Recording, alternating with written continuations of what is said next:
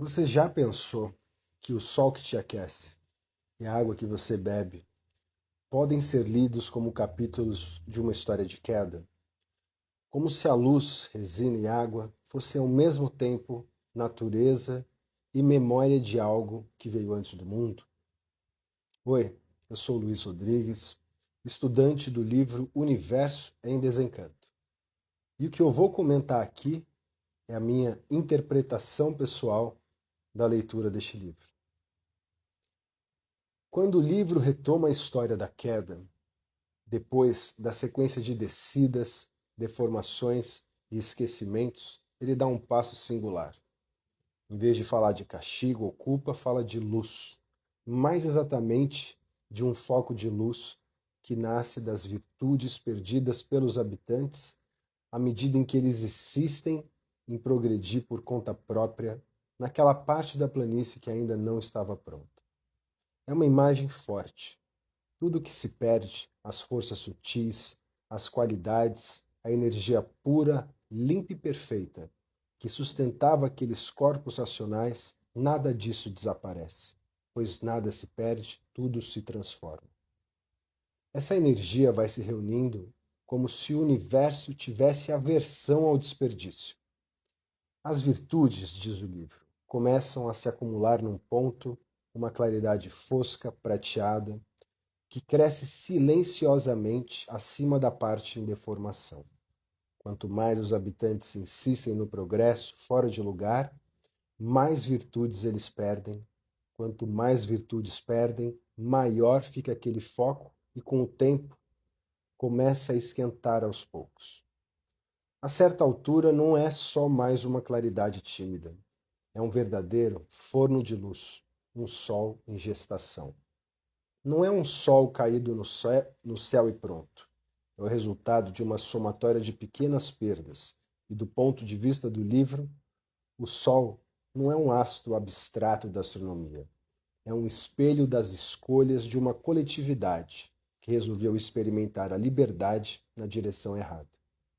O que a ciência chama hoje de estrela, uma esfera de plasma em fusão sustentada por sua própria gravidade, o livro chama como destino condensado das virtudes dispersas. O tom é outro, mas a intuição é parecida. Luz intensa sempre tem história. Essa aproximação com a ciência é uma leitura minha e não está desse jeito no livro. É bom deixar isso claro. Mas à medida que esse foco de luz esquenta, a história se desloca do céu para aquele chão cósmico em que os habitantes decidiram apurar e progredir. A parte da planície, por onde eles vinham progredindo, começa a sentir de forma muito concreta o efeito daquele calor. É aqui que entram duas palavras desconhecidas quando falamos em cosmologia: resina e goma. O livro narra assim: e assim, esse foco cada vez mais quente começou a esquentar o pedaço dessa planície em que eles vinham progredindo, cada vez aumentando mais o seu calor e tudo se deformando cada vez mais. E saindo dessa parte, uma resina que com o calor começou primeiramente a empolar. Depois de toda empolada, começou a ficar queimada. Depois de queimada, torrada.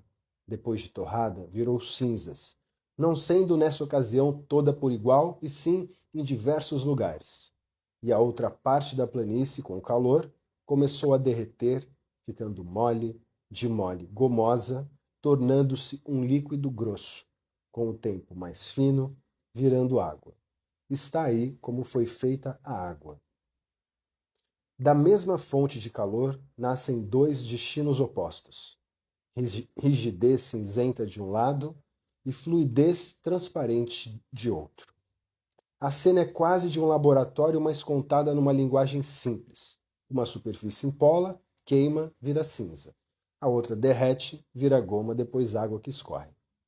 O que na nossa cabeça moderna poderia exigir diagramas de transição de fase, o livro resolve com uma sequência de imagens que qualquer pessoa do campo poderia compreender ao olhar um chão rachado depois da seca.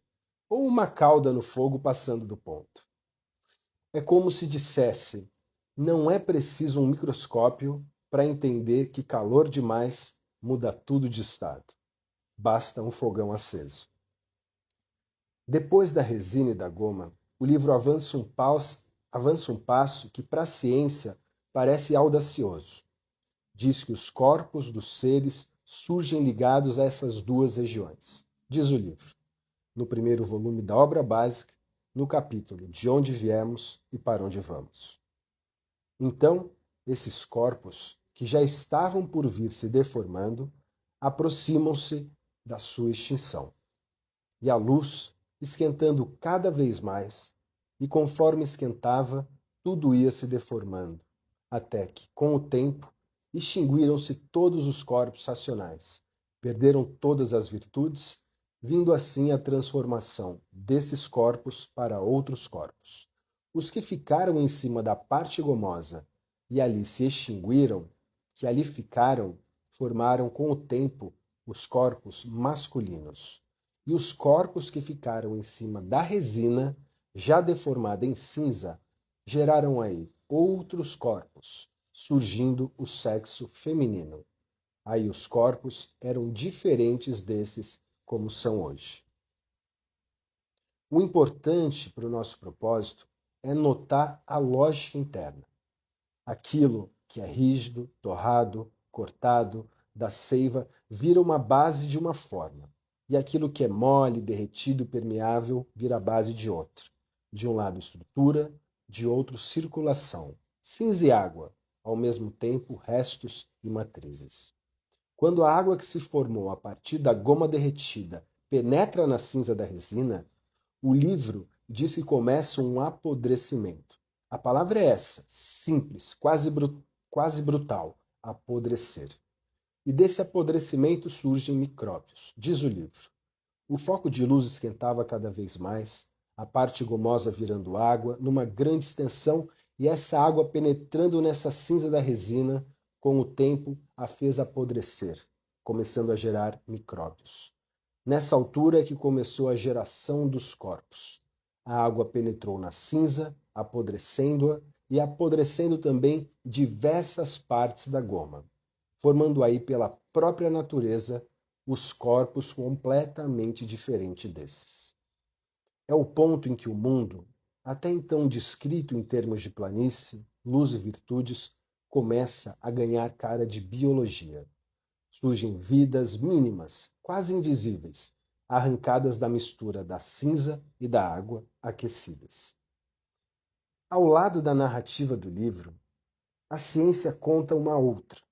Fala de mundos primordiais, bombardeados, de mares ferventes, de compostos químicos simples que, sob calor e tempo, começam a formar moléculas mais complexas.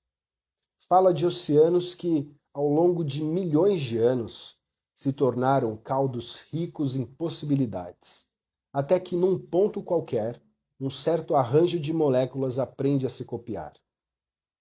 Os verbos mudam, os detalhes também, mas a imagem de base é estranhamente parecida. Água, tempo, resíduo e energia se transformando em vida. O livro conta com cinza, goma e micróbios, a ciência com minerais, moléculas e reações. De um lado, linguagem simples metafísica, do outro, o laboratório. Mas as duas estão, de certo modo, descrevendo uma espécie de cozinha cósmica, em que o universo aprende a ferver possibilidades. Essa costura entre os dois mapas é uma interpretação minha, não do livro, tentando fazer ciência.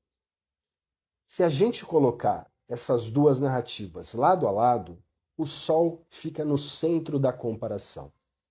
Para o livro, como vimos, o Sol é foco de virtudes perdidas, luz que cresceu da soma de todas as perdas, calor que deformou a planície, cozinhou a resina, derreteu a goma e, no fim, sustentou as condições para que existissem água, micróbios e corpos. Para a astronomia, o Sol é uma estrela comum, filha de uma nuvem fria, de gás e poeira que, sob o peso da própria gravidade, colapsou, aqueceu e acendeu reações no seu interior.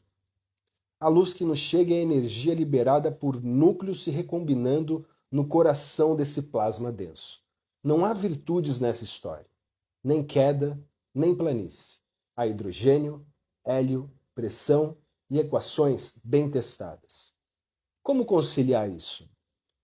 A resposta honesta é: não se concilia no sentido estreito de encaixar tudo na mesma fórmula.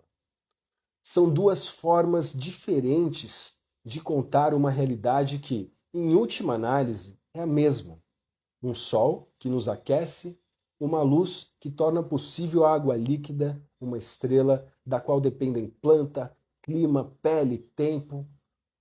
Um livro de cosmologia metafísica e um livro de astrofísica olham para o astro e enxergam camadas distintas do seu sentido. Um diz: essa luz é soma das virtudes que vocês perderam na queda.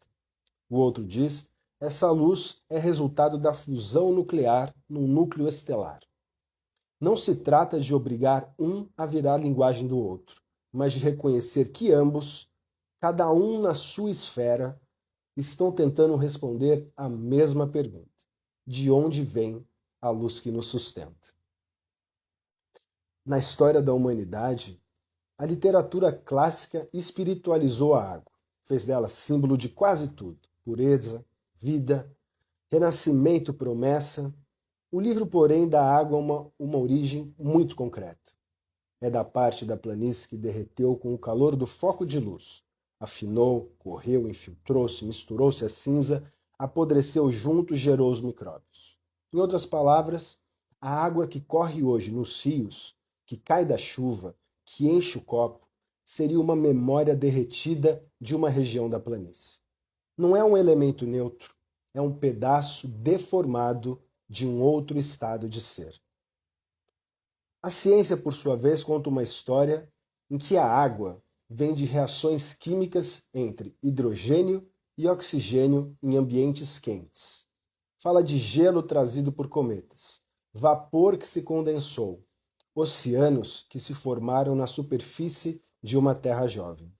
Ambos os casos, a água não é um dado pronto, é resultado de um processo. Para o livro, esse processo está ligado à queda de um domínio racional. Para a ciência, está ligado à evolução de um planeta em torno de uma estrela.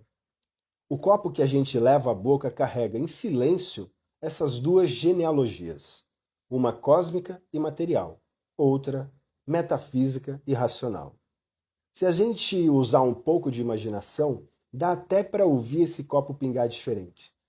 Não como quem quer provar nada para ninguém, mas como quem reconhece que há mais história na água do que a sede que a gente consegue enxergar.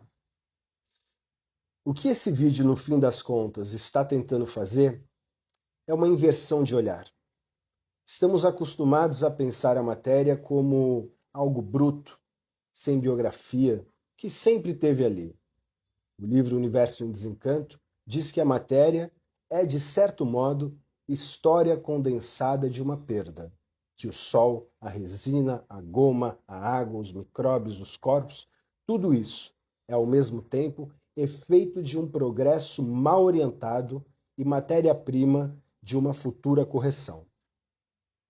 No vocabulário da ciência, poderíamos dizer com todas as cautelas que aquilo que hoje estudamos como universo físico seria o efeito de uma transição de estado, de uma mudança de fase radical, em que uma forma de energia que desconhecemos entorna um regime de irreversibilidade. Não sabemos pela física o que havia antes do nosso espaço-tempo. O livro se oferece com humildade para descrever esse antes em outra linguagem. Ao colocar luz, resina e água nessa sequência, o livro está, ao seu modo, contando uma história de como a queda ganha textura. Não é mais uma ideia abstrata de cair. É um processo. A planície empola, queima, vira cinza, a outra parte derrete, escorre e vira água, o que sobra apodrece e gera micróbios, o que se extingue vira a base de corpos. A queda deixa de ser apenas um erro do espírito para se tornar uma paisagem. Do lado da ciência, a paisagem é outra, mas o gesto é semelhante. A matéria que hoje estudamos é resultado de uma longa cadeia de transformações, em que nada se perdeu, tudo apenas mudou de forma. O universo visível é um grande arquivo de estados anteriores. Talvez o ponto de encontro entre essas duas formas de contar a origem esteja justamente aqui, na ideia de que não existe perda absoluta. Tudo que se desvia, se queima ou derrete reaparece sobre outra forma, com outra função, num outro nível do desenho. No livro, as virtudes perdidas formam o foco de luz. A parte deformada vira chão da nossa vida. Na ciência, estrelas mortas viram elementos no nosso sangue.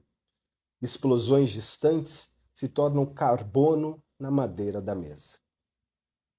E entre o sol do livro e o sol dos astrônomos, entre a água da planície e a água da química, o que fica é uma pergunta calma que nos acompanhará nos próximos vídeos. Se o universo material nasceu de tanta perda, o que é que ainda pode ser ganho aqui dentro?